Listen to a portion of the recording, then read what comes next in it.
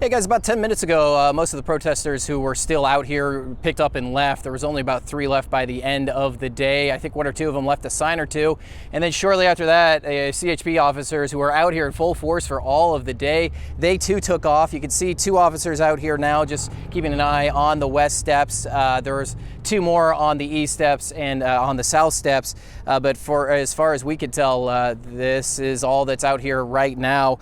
Now, earlier today, this group said that they wanted to come out today to show that there are no hard feelings between them and the CHP guarding the Capitol. And last Friday, May 1st, there were several arrests as people were told to leave the Capitol grounds. Well, today, there were no arrests and no one was even given the opportunity to enter the Capitol. Flags and signs for the 3rd time in just as many weeks, protesters came to the state capitol to protest the governor's stay-at-home order.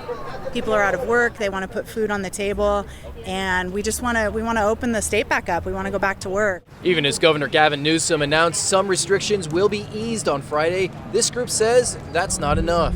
I can't buy clothes curbside, and it doesn't make sense if Target or Walmart can be open and we can have hundreds of people in there shopping at any given time. Why can't the mom and pops open up and let people come in and buy clothes or get haircuts? I'd like to see people get back to work, and most of all, I'd like to see people get back into churches. This time around, organizers tell Fox 40 they wanted to come out to bury the hatchet with Capitol Protection Section CHP officers who were forced to make arrests during the protests on May 1st. I think some of the people on our side of this felt bad because some people, when you get police officers in riot gear and they're pushing you off, tempers can kind of flare, you get a little excited. And so I think some people said some things that at the end of the day, they went home and they regretted it.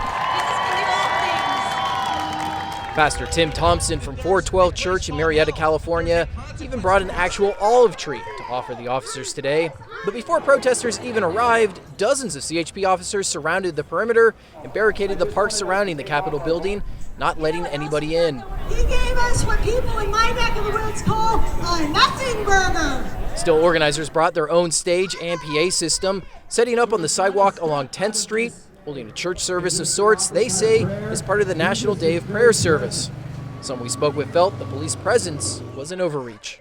We're a peaceful group of people. We came to do communion and have a church service. So I think it's abhorrent. I think it's disgusting. Still, they don't blame the officers, but instead Governor Newsom for the show of force. I say, how dare Gavin Newsom give our men and women in blue an unlawful order. Yeah, and compared to May 1st and April 20th, this was a much smaller crowd, a little bit more subdued, less people coming by and honking their horns. But of course, not everybody was in agreement with this group's message. There were a few people that drove by, at least one man, honking his horn, booing at this crowd and shouting to them, "Go home." Reporting live at the Capitol tonight, Doug Johnson, Fox 40 News.